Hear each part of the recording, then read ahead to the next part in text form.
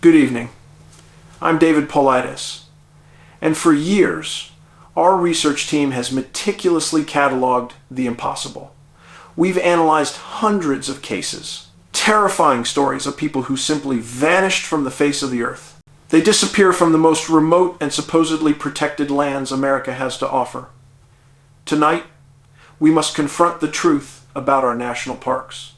They are not the picturesque playgrounds advertised to you by Washington, D.C. They are something far worse.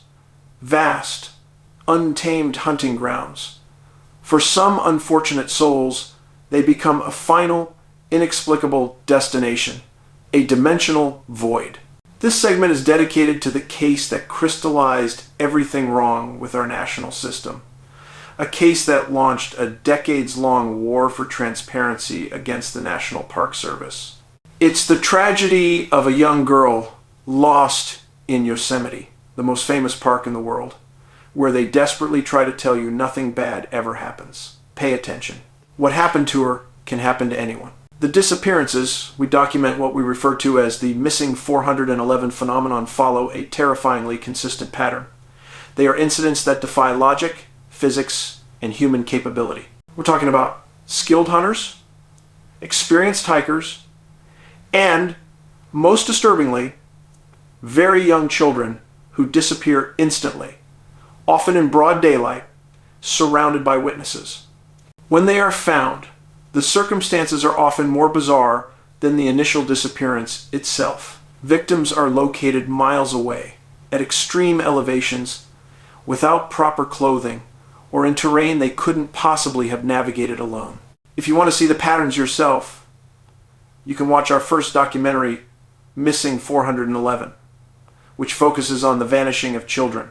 And our second, Missing 411, The Hunted, detailing the cases of missing outdoorsmen.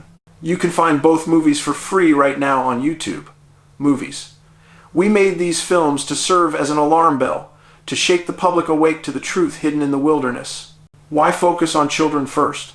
Because when you see a 4-year-old found 20 miles from where they vanished, high on a ridge, their shoes missing, and no visible trauma, it forces you to conclude that a conventional predator, a bear, or a mountain lion simply does not fit the evidence. The circumstances point to a supersensible, organized force that is selecting its victims. This force, whatever it is, seems to have a particular affinity for certain geographic clusters, places where granite, water, and immense wilderness intersect. Places like Yosemite. The case of Stacy Arras is etched into the bedrock of this research. She was 14 years old in 1981, from the seemingly safe community of Saratoga, California. On July 17th, she and her father took a horseback trip into Yosemite's High Sierra camps. Their destination was the Sunrise Camp, a breathtaking but isolated area near Tenaya Lake. When they arrived, they were at a staggering 9,000-foot elevation. Stacy took a shower, changed, and decided to walk a short distance down a trail to take some photographs. Her father, sensing something perhaps just a little off about the wild, stopped her. She was wearing sandals. He insisted she put on her sturdy hiking boots. She complied. She put on the boots, grabbed her camera, and walked out of the cabin with an older man in the party, 1-year-old Gerald Stewart. That simple, rational act of putting on sturdy boots is critical. It demonstrates she was prepared for a brief, safe walk, not a deadly, high-speed dash into the unknown. They only walked a short distance when Gerald Stewart, tired by the altitude, had to sit down.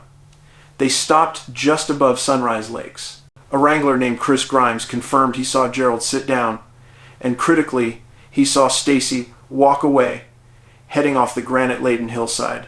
She walked toward a small grove of trees that surrounded the lake's edge. She told Gerald she was just going to grab a few pictures and be right back. She disappeared behind that tree line, and she never returned.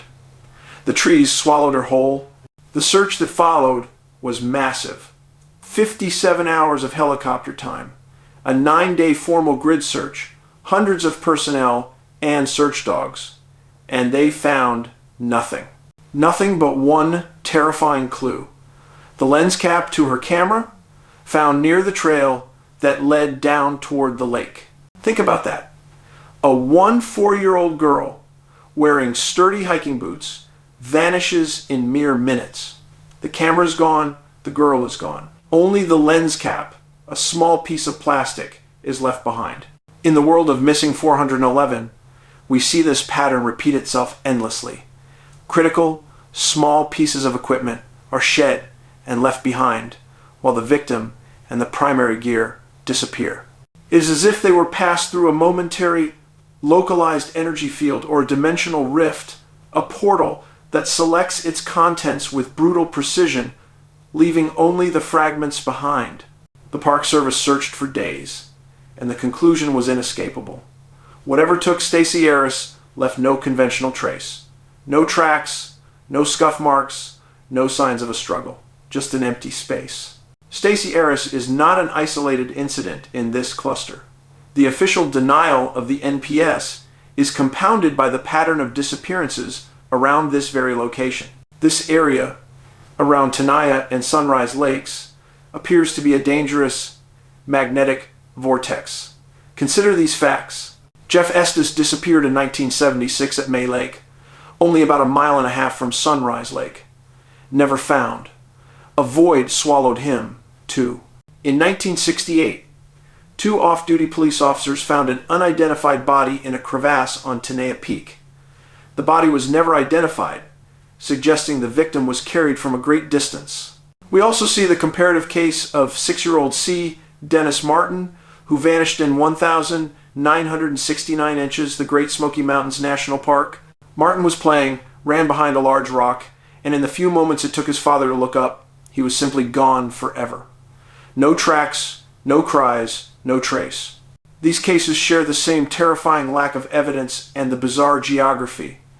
When you lay the maps of the missing 411 victims over these national park lands, you realize this is not random chance, it is a geometrical and geographical phenomenon.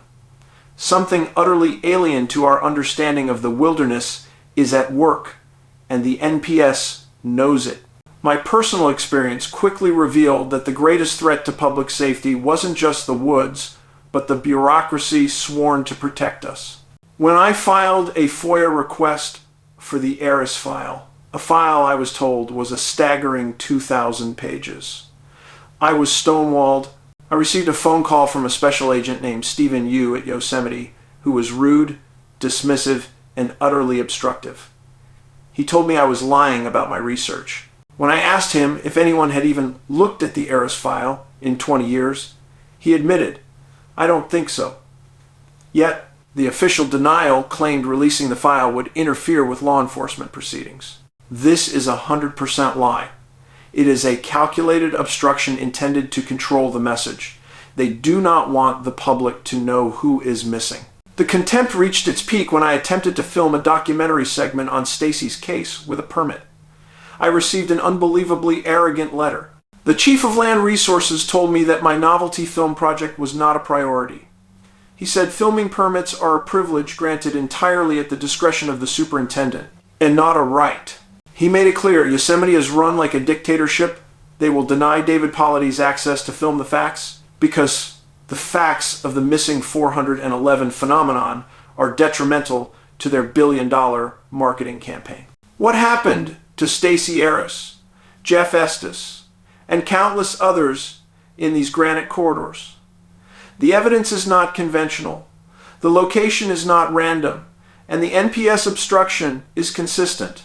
When an investigation yields 2,000 pages of reports, yet nothing is found, it suggests the investigators themselves were tracking something unidentifiable, something beyond their training.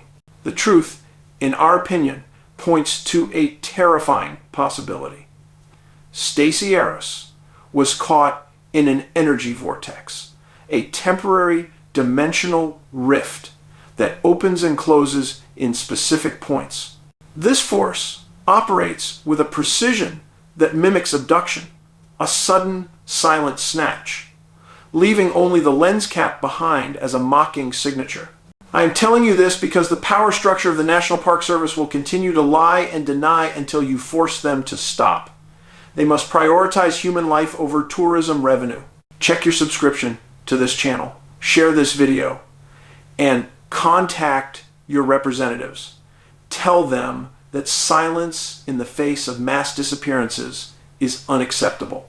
The national parks are not just wilderness. They are a profound, unacknowledged threat. Be safe out there, because the most dangerous voids are often found where you least expect them.